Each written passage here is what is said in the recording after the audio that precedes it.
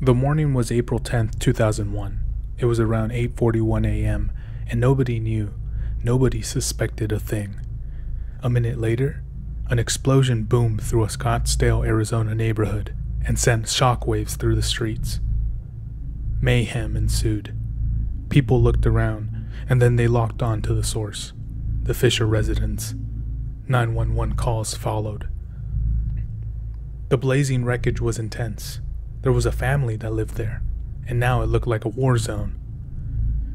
Firefighters quickly arrived to tame the inferno. There were still so many questions, and the mystery would only intensify when the charred bodies of 3 victims were uncovered. They were lying in their own burnt blood. Mary Fisher, 38, Brittany Fisher, 12, and Bobby Fisher, 10. The Fisher family -1. It became apparent that these 3 had died from having their throats slashed. The explosion was overkill, or was it a cover-up? The explosion, which was powerful enough to knock out walls within the home, was an attempt to mislead investigators. In hopes of disguising the true causes of death, it was meant to give the person responsible a head start. But the evidence was clear. The scene in front of them painted an image of an insidious human, and the bullet wound in Mary Fisher's skull confirmed it. Investigators needed to speak to Robert ASAP. The whole family was involved with the church. Brittany and Bobby were good children by all accounts.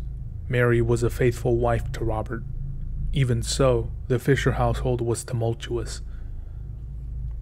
It seemed that there was tension within the Fisher household that couldn't and wouldn't subside.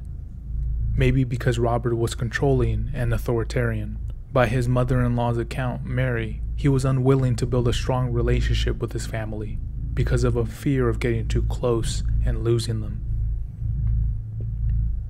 Neighbors recounted occasions of shouting matches occurring within the Fisher household, specifically hearing his wife scream, "You're worthless. I could have done better than you. We should get a divorce," amongst other things.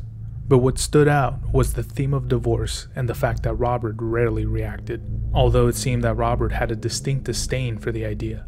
And whether a remnant of a less than ideal childhood or stemming from his religious beliefs, divorce was out of the question.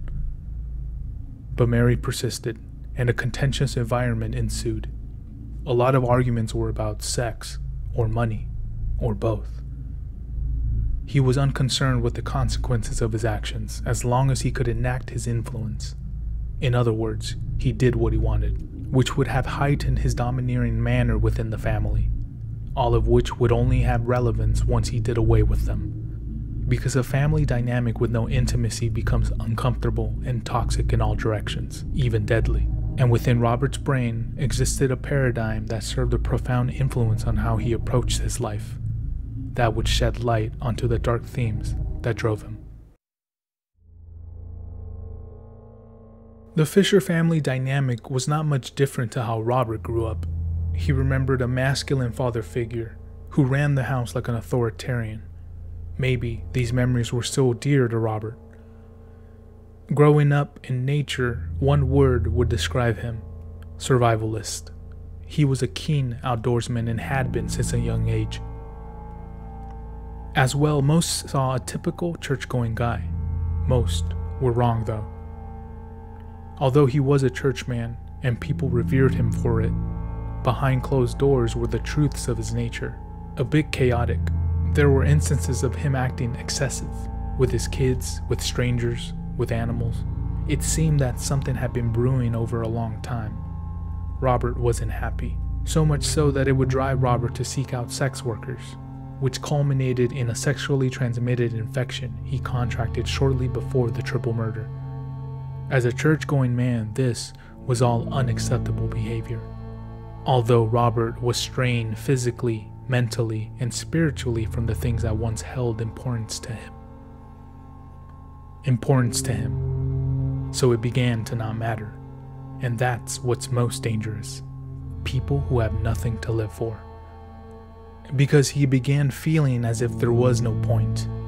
Even friends of Robert recall him talking about suicide 3 years prior to the annihilation, making the theory that he ended his own life and his body has yet to be found prevalent but not confirmed.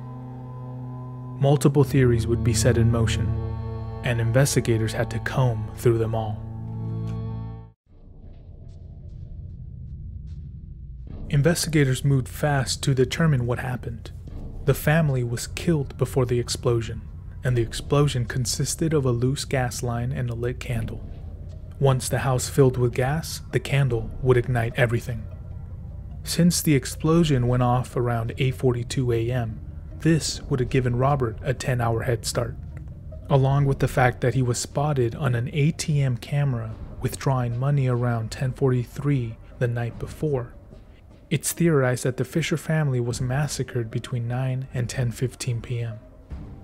As well, neighbors recalled an argument ensuing from the Fisher household sometime around 10 p.m. the same night before the explosion. Now, the pieces of evidence, motives, and outcome were slowly connecting, which marked the moment he became one of the FBI's most wanted. On June 29, 2002, he was placed on the top 10 list. He is the 475th fugitive out of the 529 total fugitives placed on the list since its inception.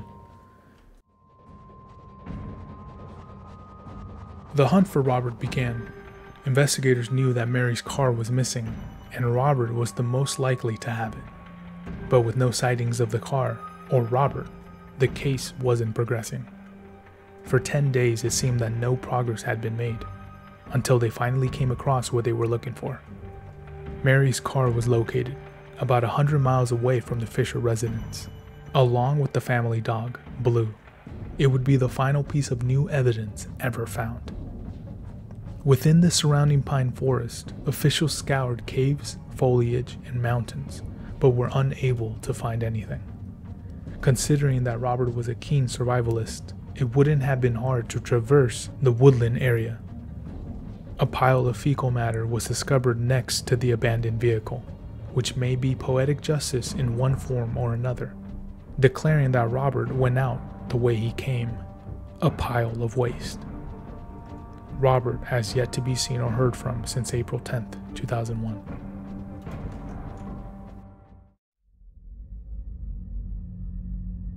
The hunt for Robert would continue for the better part of the last 2 decades.